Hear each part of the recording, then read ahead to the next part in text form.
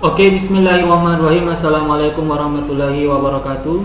Kembali Mr. Ahmad Safir yang super duper anti nyamuk ini.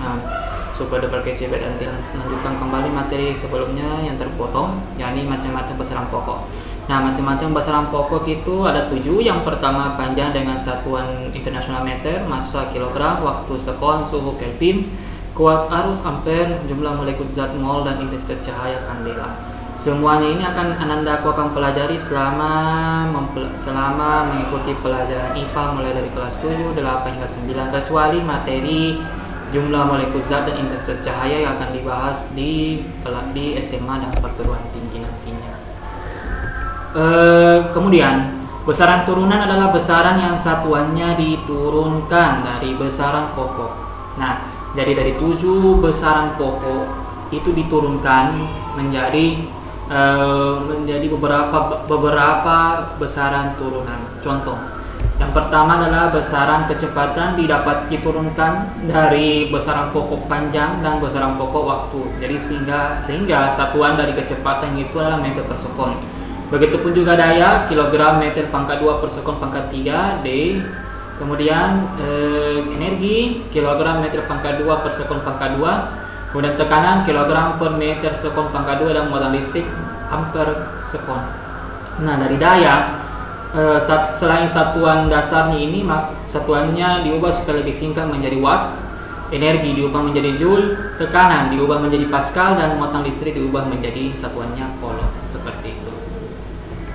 Ya, pada video ini Mister menjelaskan tentang perbedaan alat-alat ukur yang digunakan ketika di pasar tradisional dan pasar modern.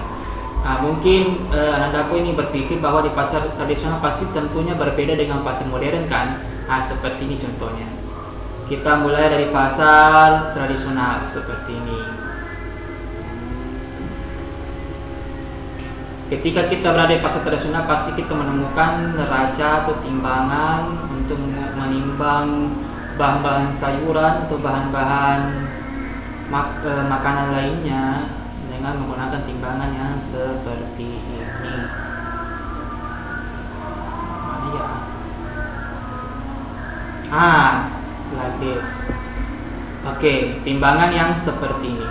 Nah, timbangan seperti ini masih banyak digunakan di pasar-pasar tradisional, padahal sebenarnya tingkat kejelasan, tingkat ketidakpastiannya itu alat ukur seperti ini itu lumayan besar loh. Kenapa? Karena disebabkan oleh pengkaratan, kemudian gampang diatur-atur oleh yang mempunyainya, yang punya, tinggal berhadapan mami sama Tuhan kalau misalkan dia betul-betul jujur ya. Jadi alat ukur seperti ini prinsip kerjanya adalah ketika ditimbang misalnya ayam di sini, kemudian diseimbangkan dengan massa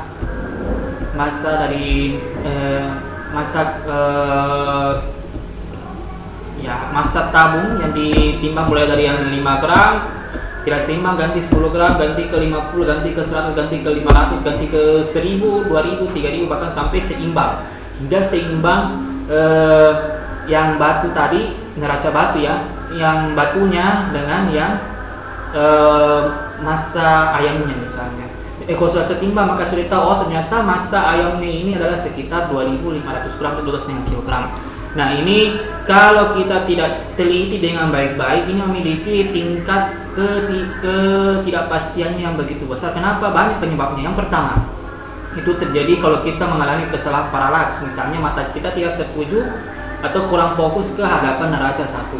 Yang kedua, kalau terjadi proses pengkaratan pada batunya atau pada timbangannya neracanya itu luar biasa sekali. Kenapa? Karena kita tidak bisa hindari bahwa proses oksidasi, proses pengkaratan itu terjadi sewaktu-waktu, mulai dari sedikit demi sedikit.